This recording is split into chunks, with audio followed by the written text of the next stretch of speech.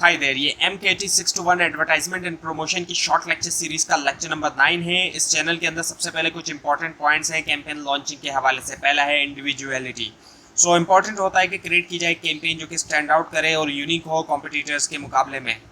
Benefits, सो campaign जो है वो उसको क्लियरली कम्युनिकेट करना चाहिए बेनिफिट्स जो है वो प्रोडक्ट के या सर्विस की जो कि टारगेट ऑडियंस को ऑफर की जा रही है, और वैल्यू फॉर मनी हो, यानी कि आपकी जो कैंपेन है वो डिमॉन्स्ट्रेट करे वैल्यू फॉर मनी जो कि आपकी प्रोडक्ट या सर्विस जो है वो ऑफर करती है। उसके बाद है कि 7 अप्रोचेस टू पोजिशनिंग स्ट्रेटजी। सो एक एक करके इसको थोड़ा सा देखते हैं। सो यूजिंग प्रोडक्ट कैरेक्टरिस्टिक्स और कस्टमर बेनिफिट अप्रोच। तो ये अप्रोच जो है वो फोकस करती है हाईलाइट करने के ऊपर यूनिक फीचर्स और बेनिफिट प्रोडक्ट या सर्विस के जो ऑफर किए जा रहा है टारगेट ऑडियंस को। उसके बाद है प्राइस क्वालिटी अप्रोच। ये अप्रोच पोजीशन करती है प्रोडक्ट या सर्विस को एज वन डेट ऑफर, जो कि ऑफर करे हाई लेवल ऑफ क्वालिटी एक अफोर्डेबल प्राइस पॉइंट के ऊपर। ये अपील करती है कंज्यूमर को जो कि देख रहे हैं वैल्यू फॉर मनी, जो वैल्यू फॉर मनी को देख रहे हैं और अवॉइड करना चाहते हैं वो ओवर पेइंग एक प्रोडक्ट के लिए। और उसके बाद है यूज़ और एप्लीकेशन अप्रोच। सो ये फोकस करती है डिमॉन्स्ट्रेशन के ऊपर कि कैसे प्रोडक्ट जो है वो सॉल्व कर सकती है एक पार्टिकुलर प्रॉब्लम या फिर फुलफिल कर सकती है एक स्पेसिफिक नीड जो है टारगेट ऑडियंस के लिए। उसके बाद है प्रोडक्ट यूज़र अप्रोच। इसमें क्या होता है कि अंडरस्टैंड करना टारगेट ऑडियंस की कैरेक्टरिस्टिक्स को, जैसे कि नीड्स है, प्रेफरेंस है, और क्रिएट करना प्रोडक्ट जो कि मीट करे उन रिक्वायरमेंट्स को। और उसके बाद है कि प्रोडक्ट क्लास अप्रोच। इसमें क्या होता है कि क्रिएट की जाती है एक डिस्टिंक्ट ब्रांड आइडेंटिटी और इमेज जो कि डिफरेंशिएट करती है प्रोडक्ट उसकी कॉम्पिटिटर्स के मुकाबले में सेम कैटेगरी में। सो इस अप्रोच के अंदर पोजीशन किया जाता है प्रोडक्ट या सर्विस को as belonging to a particular category, जो कि बिलोंग करती है पर्टिकुलर कैटेगरी से या फिर क्लास ऑफ प्रोडक्ट से। उसके बाद है कल्चरल सिंबल अप्रोच। ये अप्रोच जो है वो पोजीशन करती है प्रोडक्ट या सर्विस को जो कि जुड़ी हुई है, एसोसिएट है एक पर्टिकुलर कल्चर, स्टाइल या सोशल ग्रुप से। उसके बाद है फिर कॉम्पिटिटर अप्रोच। ये अप्रोच जो है वो पोजीशन करती है प्रोडक्ट या सर्विस को हाईलाइट करते हुए कि वो कैसे सुपीरियर है या डिफरेंट है कॉम्पिटिटर्स से। सो पोजीशनिंग के अंदर deciding about positioning strategy 9 steps हैं। सो पहला स्टेप क्या है? आइडेंटिफाई करना कॉम्पिटिटर को। सो आइडेंटिफाई करना कि कौन मेजर कॉम्पिटिटर है टारगेट मार्केट के अंदर जो कि प्रोवाइड करता है प्रोडक्ट या सर्विस सिमिलर, उससे सिमिलर जो आप ऑफर करते हैं। और स्टेप 2 ये कि how are competitor perceived and evaluated by consumers. कैसे कॉम्पिटिटर्स जो है वो परसीव्ड होते हैं या इवेल्यूएट होते हैं कंज्यूमर्स से, यानी कंज्यूमर उनको कैसे परसीव करते हैं और इवेल्यूएट करते हैं। सो समझना इस चीज़ को कि कैसे जो है वो कॉम्पिटिटर्स को कंज्यूमर्स जो है वो परसीव करते हैं, उनकी स्ट्रेंथ्स क्या है, वीकनेसेस क्या है, और क्या वो ऑफ़र करते हैं जो कि डिफरेंट है जो आप ऑफ़र करते हैं उससे। और फिर determine positioning strategy use by each competitor for specific product category. So analyse करना पोजीशनिंग स्ट्रेटजीज जो कि यूज़ करते हैं हर एक कॉम्पिटिटर स्पेसिफिक प्रोडक्ट कैटेगरी के लिए, और कैसे उनकी स्ट्रेटजी जो है वो इम्पैक्ट करती है उनके मार्केट शेयर को। और उसके बाद है फिर अंडरस्टैंड कस्टमर थोरोली। अंडरस्टैंड करना कस्टमर को थोरोली, अंडरस्टैंड करना नीड्स को, प्रेफरेंस को और बिहेवियर जो है टारगेट कस्टमर के, और एनालाइज करते हुए डेटा को सर्वे करते हुए और आइडेंटिफाई करते हुए उनकी एक्सपेक्टेशंस को। और स्टेप 5 है कि आइडेंटिफाई करना various alternative positioning strategies available. Identify करना वेरियस अल्टरनेटिव पोजीशनिंग स्ट्रेटजीज़ को जो कि अवेलेबल हैं, जो कि डिफरेंशिएट करने में मदद करती हैं आपकी प्रोडक्ट या सर्विसेज को आपके कॉम्पिटिटर्स से। 6 स्टेप है कि फाइंड करना कि कौन सी पोजीशन जो है वो स्टिल अनयूज है, यानी कि कौन सी पोजीशनिंग स्ट्रेटजी जो है वो स्टिल अनयूज्ड है या फिर अंडर यूज्ड है। कॉम्पिटिटर जो है उसको अनयूज किया है, उन्होंने यूज़ नहीं किया, या फिर अंडर यूज़ किया उन्होंने। एंड उसके बाद फिर इवेल्यूएट करना ऑन स्ट्रेंथ्स एंड वीकनेस, यानी कि अपनी ऑन स्ट्रेंथ्स और वीकनेस को इवेल्यूएट करना ताकि डिटरमाइन किया जाए कि how well you can compete यानी कि कितने अच्छी तरीके से आप कॉम्पीट कर सकते हैं मार्केट के अंदर। और फिर है सेलेक्ट करना पोजीशन। सो सेलेक्ट करना पोजीशनिंग स्ट्रेटजी को, जो कि आपको हेल्प करेगी डिफ्रेंशिएट करने में आपकी प्रोडक्ट को, यानी कि आपकी प्रोडक्ट को या सर्विस को डिफ्रेंशिएट करने में हेल्प करेगी और अपील करेगी टारगेट कस्टमर को। और फिर उसके बाद है स्टेप नंबर 9 जो है मॉनिटर करना और इवेल्यूएट करना पोजीशन।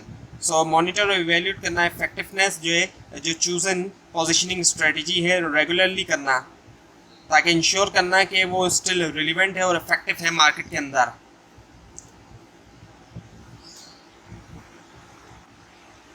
सो पोजीशनिंग के हवाले से कुछ गाइडलाइंस हैं, guidelines for getting right positioning decisions, right positioning decisions के हवाले से।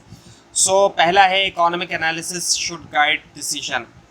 सो कंपनीज को कंसिडर करना चाहिए फाइनेंशियल इम्प्लीकेशंस पोजीशनिंग डिसीजन की, जैसे कि कॉस्ट जो है इम्प्लीमेंटिंग करने की स्ट्रेटजी को, और जो पोटेंशियल रिटर्न है इन्वेस्टमेंट के ऊपर वो। और उसके बाद है usually it is segmentation commitment. So ये गाइडलाइन जो है वो एम्फोसाइज करती है जो इम्पोर्टेंस है फोकस करने की एक स्पेसिफिक सेगमेंट के ऊपर मार्केट के, जो कि कंपनी जो है वो सर्व करना चाहती है। और उसके बाद है stick to the advertising theme if working. So अगर एक सक्सेसफुल एडवर्टाइजिंग थीम जो है वो इस्टेब्लिश हो गई है, सो इम्पॉर्टेंट है कि उसी के साथ स्टिक किया जाए, उसी के साथ जुड़े रहा जाए, कंसिस्टेंसी मेंटेन की जाए कंपनी का जो मैसेजिंग है और ब्रांड इमेज है। सो कंसिस्टेंसी जो है वो हेल्प कर सकता है आपको बिल्ड करने में ब्रांड रिकग्निशन और लॉयल्टी कंज्यूमर्स के दरमियान। और उसके बाद है don't try to be something which you are not, यानी कि ऐसा ना बने जो आप नहीं हैं, ऐसा बनने की कोशिश ना करें। सो इसका मतलब ये कि कंपनीज को अवॉइड करना चाहिए पोजीशनिंग, ऐसी पोजीशनिंग को अवॉइड करें जिसको वो डिलीवर ना कर सकें, क्योंकि पोजीशनिंग जो है वो बेस्ड होनी चाहिए कंपनी की जो स्ट्रेंथ है, और जो स्ट्रेंथ है उसका यूज़ करे। ऐसी पोजीशनिंग हो जो कंपनी की स्ट्रेंथ को यूज़ कर सके और जो वीकनेसेस है उसको अवॉइड कर सके। और उसके बाद है फिर यूज सिंबल्स। सिंबल्स जो है वो पावरफुल टूल्स होते हैं कम्युनिकेशन के लिए।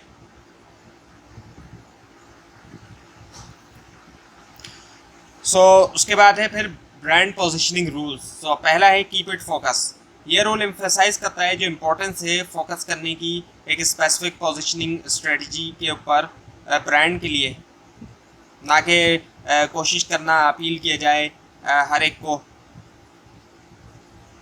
और उसके बाद है फिर keep it consistence. So consistency जो है वो की है जब when it comes to positioning. और उसके बाद है फिर keep it long term. So brand positioning जो है वो एक लॉन्ग टर्म स्ट्रेटजी है जो कि रिक्वायर करती है कंसिस्टेंस, एफर्ट्स और पेशेंस, ताकि आपको जो है वो सब्र का फल मिल सके एक तरह से। सो उसके बाद है फिर components of positioning. So 3 main components. So इसमें बेनिफिट है, टारगेट है और कंपटीशन है। सो बेनिफिट क्या है? बेनिफिट का मतलब है emotional reason to purchase from your company, जो इमोशनल रीज़न है परचेज करने का आपकी कंपनी से। और फिर टारगेट के अंदर है आपका बेस्ट पोटेंशियल कस्टमर जो है। और कंपटीशन से मुराद दूसरे वो लोग मार्केट के अंदर जो कि सेम या सिमिलर कस्टमर्स को जो है वो एक तरह से टारगेट कर रहे हैं, वो उन्हीं लोगों को सेल कर रहे हैं प्रोडक्ट्स जो जिनको आप कर रहे हैं। उसके बाद है फिर ब्रांडिंग। सो ब्रांडिंग जो है ये एक प्रोसेस है क्रिएट करने का, यूनिक आइडेंटिटी एक प्रोडक्ट के लिए। ये मेमोरेबिलिटी क्रिएट करता है, लोगों को याद रहती है। जब ब्रांडिंग होगी किसी प्रोडक्ट की तो लोगों को याद रहेगी कि हमने ये वाली प्रोडक्ट खरीदी है। ब्रांडिंग नहीं होगी तो लोग भूल सकते हैं। और ये इस्टेब्लिश करती है प्रेफरेंसेस, हैबिट्स और लॉयल्टीज़। एक कस्टमर अगर लॉयल हो जाता है एक ब्रांड का तो वो चाहता है कि मैं इसी ब्रांड की प्रोडक्ट जो है वो ख़रीदूँ। और ये इक्वेटेड है रिकॉलिंग ब्रांड नेम के, इक्वेटेड है as a recalling brand name. So based on following factors creative strategies based करती है इन फैक्टर्स के ऊपर। सो पहला है identification of target audience. So इसमें क्या होता है कि अंडरस्टैंड करना कि टारगेट ऑडियंस कौन है, उनकी नीड्स, प्रेफरेंसेस, बिहेवियर्स और कैरेक्टरिस्टिक्स। उसके बाद है द बेसिक प्रॉब्लम इशू। सो ये जो एक नीड गैप हो सकता है, कॉम्पिटिटिव थ्रेट या दूसरे इशू जो कि जिनको एड्रेस करने की ज़रूरत है। और उसके बाद है opportunity to be address by advertising. ये जो है रेफ़र किया जाता है एक स्पेसिफिक अपॉर्चुनिटी को जो कि एडवर्टाइजिंग कैंपेन जो है वो एम कर रही है एड्रेस करने की, और ये जो एक न्यू प्रोडक्ट लॉन्च हो सकती है या फिर रीब्रांडिंग एफर्ट या फिर कोई दूसरी अपॉर्चुनिटी जो कि एक कंपनी जो है वो ट्राई कर रही है लेवरेज करने के लिए। उसके बाद है द मेजर सेलिंग आइडिया और key benefit message needs to communicate. So जो मेजर सेलिंग आइडिया या की बेनिफिट मैसेज है रेफ़र किया जाता है प्राइमरी मैसेज को जो कि एडवर्टाइजिंग कैंपेन जो है वो कोशिश कर रही है कम्युनिकेट करने की टारगेट ऑडियंस को। सो क्रिएटिव स्ट्रेटजी जो है वो उसको डिस्क्राइब करना चाहिए जो मैसेज अपील है और एग्जीक्यूशन स्टाइल है। सो क्रिएटिव स्ट्रेटजीज में 7 स्टेप्स हैं हमारे पास क्रिएटिव प्रोसेस के। पहला है ओरिएंटेशन। सो फर्स्ट स्टेप क्या है, अंडरस्टैंड करना प्रॉब्लम को, टारगेट ऑडियंस को और जो गोल्स है एडवर्टाइजिंग कैंपेन के। दूसरा है प्रिपरेशन। सेकंड स्टेप क्या है कि गैदर करना इन्फॉर्मेशन प्रोडक्ट के बारे में, टारगेट ऑडियंस के बारे में, कंपटीशन के बारे में, मार्केट के बारे में। फिर है एनालिसिस। थर्ड स्टेप क्या है, एनालाइज करना इन्फॉर्मेशन जो गैदर हुई प्रिपरेशन स्टेज में और आइडेंटिफाई करना कि इश्यूज़ को और अपॉर्चुनिटीज़ को। और फिर है हमारे पास आइडिएशन।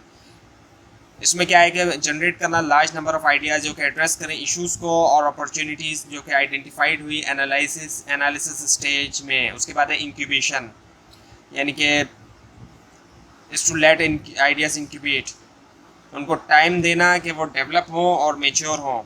और फिर है सिंथेसिस, यानी कि क्या सिंथेसाइज करना जो आइडियाज़ जनरेट हुए आइडिएशन स्टेज में एक कोहेसिव कॉन्सेप्ट में जो कि एड्रेस करता है प्रॉब्लम को और एंड अपॉर्चुनिटी आइडेंटिफाई, और जो अपॉर्चुनिटी आइडेंटिफाई हुई एनालिसिस स्टेज में।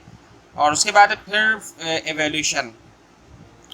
सो एवेल्यूशन में क्या है कि एवेल्यूएट करना कॉन्सेप्ट को और डिटरमाइन करना कि इफ़ इट मीट्स क्या कि वो मीट करता है गोल्स और जो ऑब्जेक्टिव्स हैं एडवर्टाइजिंग कैंपेन के। So universal advertising standards. So पहला है does this advertisement position the product simply and with unmistakable clarity. So ये स्टैंडर्ड जो है वो रेफ़र किया जाता है क्लैरिटी को जो एडवर्टाइजमेंट मैसेज की in terms of what the product is और क्या जो है वो ऑफ़र करती है कंज्यूमर्स को। सो ये जो है ईज़िली अंडरस्टैंडेबल होना चाहिए और कंफ्यूजिंग ना हो टारगेट ऑडियंस के लिए। उसके बाद है कि is this advertising build on compelling and persuasive consumer benefit. ये स्टैंडर्ड रेफ़र किया जाता है एडवर्टाइजमेंट एबिलिटी को कि वो हाईलाइट करे बेनिफिट्स जो है प्रोडक्ट के या फिर कंज्यूमर के कन्विंसिंग और कंपेलिंग मैनर के अंदर। और उसके बाद ये does this advertising create a brand personality. So ये स्टैंडर्ड रेफ़र किया जाता है एडवर्टाइजमेंट एबिलिटी को कि इस्टेब्लिश करे और प्रमोट करे ब्रांड पर्सनैलिटी। और उसके बाद है इज़ दिस एडवर्टाइजिंग अनएक्सपेक्टेड, यानी कि ये स्टैंडर्ड जो है रेफ़र किया जाता है एडवर्टाइजमेंट एबिलिटी को कि वो सरप्राइज़ करे और कैच करे अटेंशन जो है व्यूअर्स की। ये जो है क्रिएटिव होना चाहिए, इनोवेटिव होना चाहिए और यूनिक और स्टैंड आउट हो। और उसके बाद है कि is this advertising single minded, यानी कि फोकस होना सिंगल क्लियर और कंपेलिंग मैसेज के ऊपर जो कि ईजिली अंडरस्टूड हो और टारगेट ऑडियंस उनको याद रख सके। तो ये थी आज की वीडियो। आपको अगर इस बारे में कोई क्वेश्चन है नीचे कमेंट कीजिए और अगर इसके अंदर कोई मिस्टेक भी दिखाई दे वो भी ज़रूर हाईलाइट कीजिए। और इस पूरी सीरीज़ को देखने के लिए इस चैनल को सब्सक्राइब कीजिए, बेल आइकन के ऊपर क्लिक कीजिए। Thanks for watching this video.